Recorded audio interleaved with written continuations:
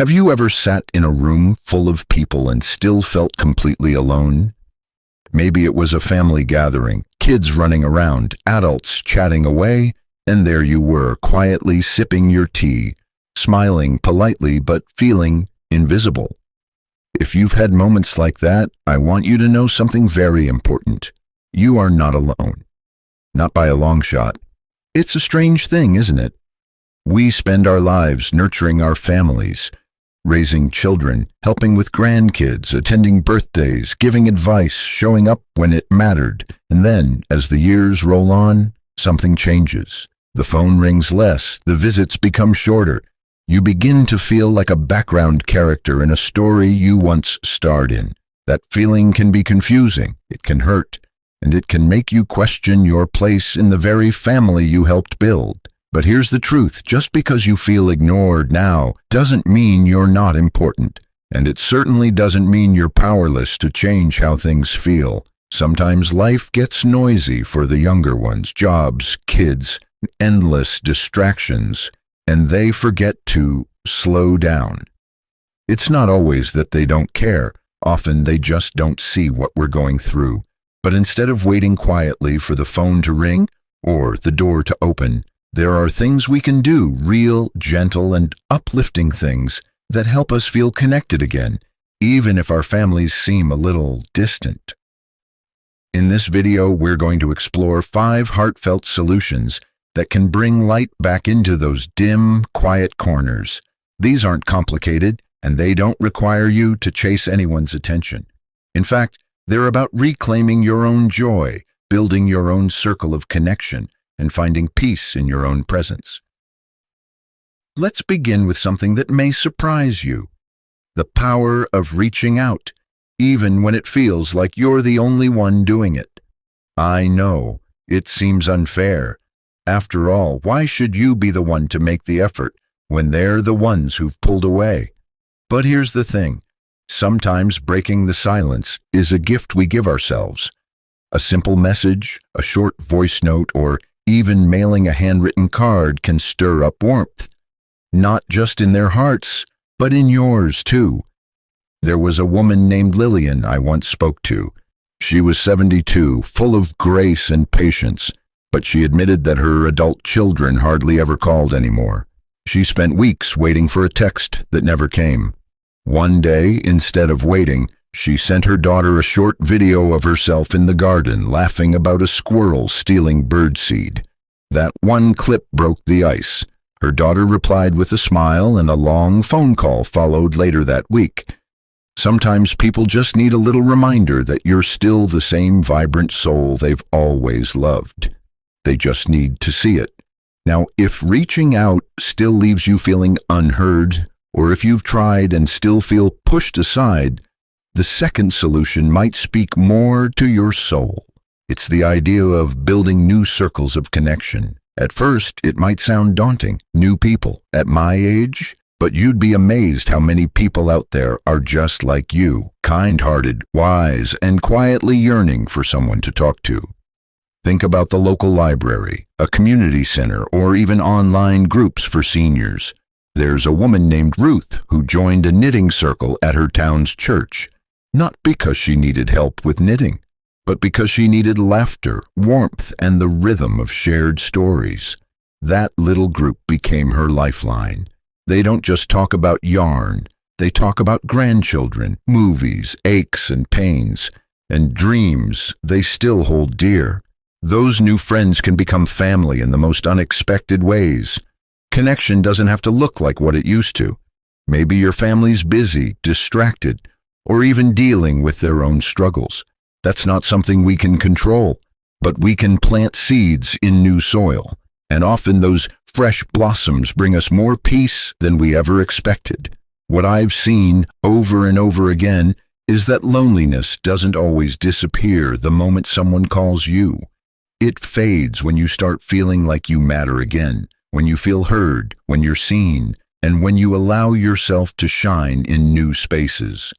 So don't wait for the perfect moment or the perfect person. Take small, warm steps. Let your world expand again, one connection at a time. Because the truth is, feeling ignored doesn't have to be the end of the story. In fact, it can be the very beginning of something more fulfilling, something built not on waiting for others, but on rediscovering yourself.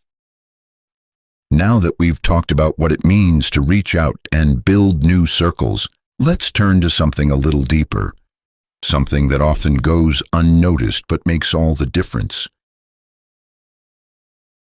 Something that often goes unnoticed but makes all the difference. How you speak to yourself when no one else seems to be listening. It's easy when you feel ignored to let that silence echo inside your own mind.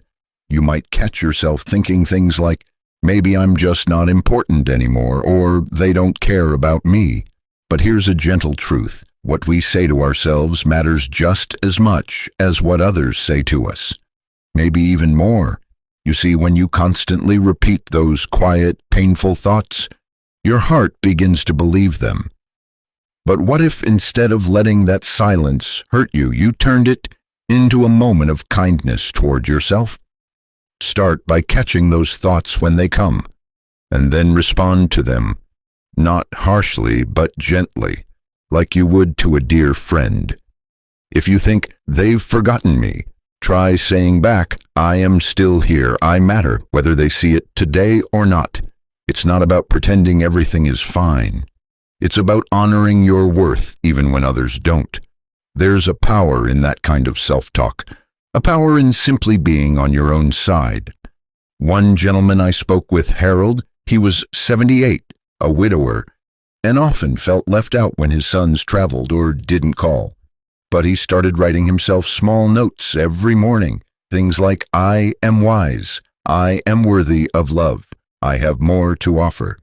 He didn't expect it to change his life, but after a few weeks, he noticed something. He didn't feel quite as heavy. He started taking walks again. He even began volunteering at a local school, reading stories to kids.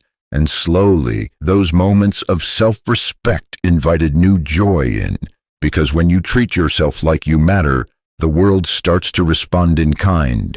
And even if it doesn't, you've already taken back the one voice that truly belongs to you, your own. Now let's talk about something else that can feel both simple and powerful, bringing purpose back into your daily life.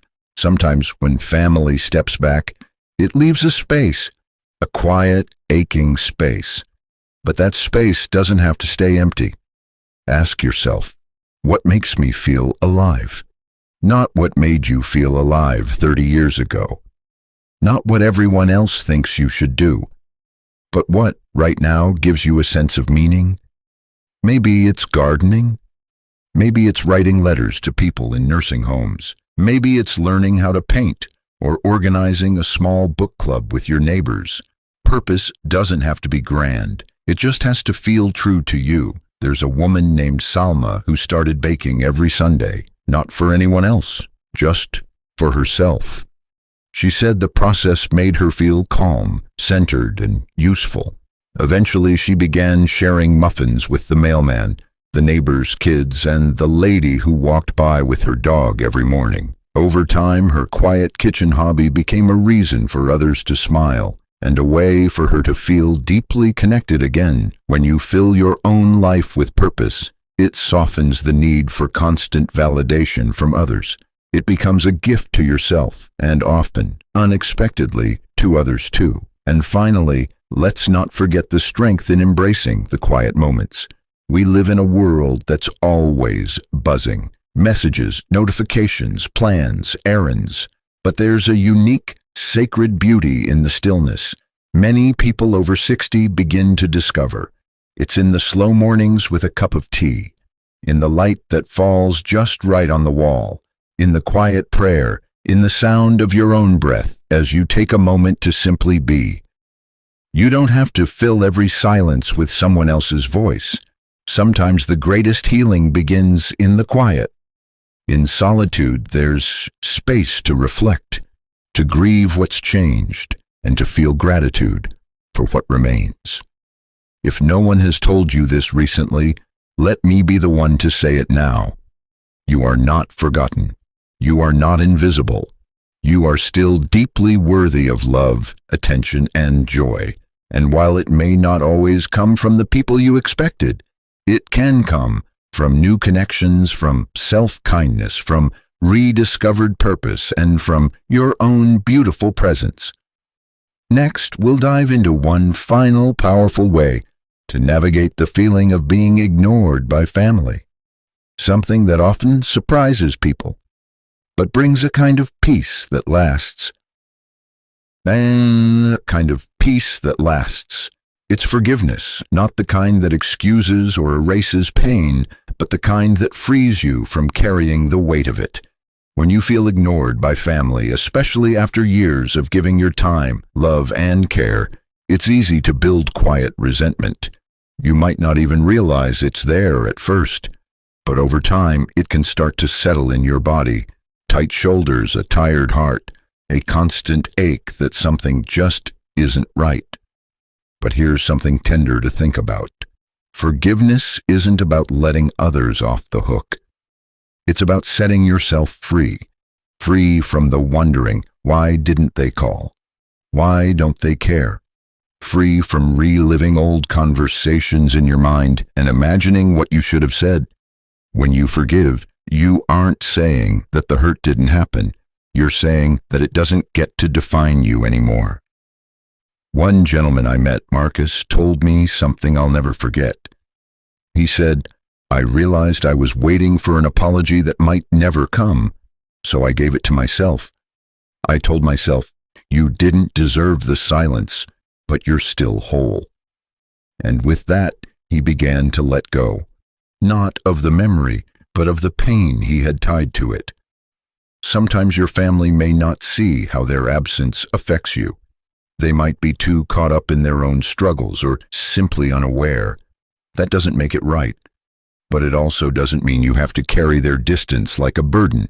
Forgiveness in this way becomes a quiet revolution. You stop expecting others to fill your cup, and instead, you start gently refilling it yourself. You make room for peace. You make space for joy to come in again, often through small, unexpected places. You may be surprised how many good things begin to show up once you've released the emotional clutter. A neighbor starts chatting with you over the fence. A grandchild sends you a random voice note. A book falls into your lap that feels like it was written just for you. These aren't accidents. They're signs of life moving forward when you're finally open to receive again. And here's something else that's quietly life-changing. Gratitude. Not the forced kind, but the simple kind that slips in through daily awareness. You start noticing the blue in the sky again, the softness of a blanket, the taste of your favorite tea. You remember the warmth of a memory instead of just the sting of the ones you miss. Gratitude doesn't erase pain, but it gives you a more beautiful lens to carry it through. A woman named Elaine once said to me, "I was so focused on who wasn't showing up that I couldn't see what was showing up all around me." And she was right. Sometimes we're surrounded by quiet blessings, and we miss them because we're too busy staring at the door, waiting for someone to walk through it. So if you're listening to this and feeling forgotten, I want to tell you, you are still the heart of many stories. You are still part of the world's rhythm. You've lived through decades of change, loss, laughter, and learning. You've gained a kind of wisdom that can't be bought, and a kind of grace that only time can give, and that deserves to be honored, not just by others, but by you. Let yourself feel what you feel. Don't push away the sadness, but don't let it build a home in you either. Sit with it, listen to it, and then gently rise. Choose to call a friend. Write a poem, visit a place you've never been, pick up a hobby you left behind. Smile at someone who passes you on the sidewalk. These small acts, they may seem like drops in a vast ocean, but they ripple out. They remind the world you are still here, still vibrant, still worthy. Before we close, let's take a quiet breath together. Inhale and exhale. You made it here. You showed up for yourself today. That means something. If any part of this message touched you, I'd love for you to share your story in the comments. Maybe you've been through something similar. Maybe you found your own way through the silence. Your words could be the encouragement someone else needs right now. If you found comfort in this video, please like and subscribe for more conversations like this. We're building a space here where every voice matters, especially yours. You are not alone. You are not forgotten. You are deeply, beautifully important. Here's to living your best life, no matter the number of candles on your cake.